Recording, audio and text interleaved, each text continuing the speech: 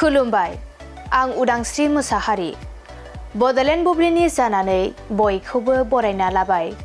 दिनै 25 नभेम्बर 2024। नोंथांमोननो बड'लेण्ड बुब्लिया दिनैनि साना मानि थाखाय मिथिजायो एबा दिनैनि सानाव मा हाबाफारि फालिनाय जायो नोंथांमोननो फारि फारि बड'लेण्ड बुब्लिया फोरमायगोन। दिनैनि सानखौ व्हाइट रिबन डे महरै फालिनाय जायो।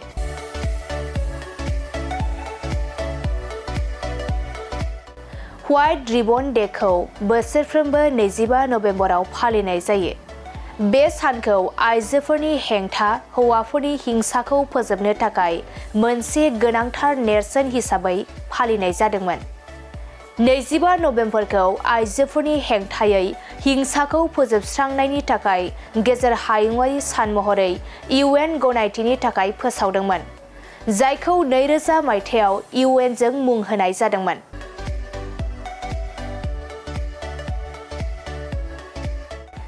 बेनि अनगायैबो दिनैनि सानखौ नेशनेल ब्रेन डे,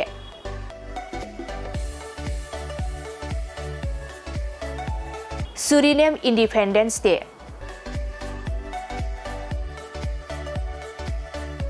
आरो international day for the elimination of violence against women महरै फालिनाय जायो।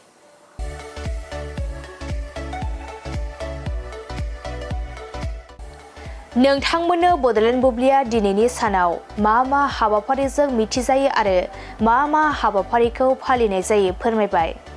गोजोन्थों।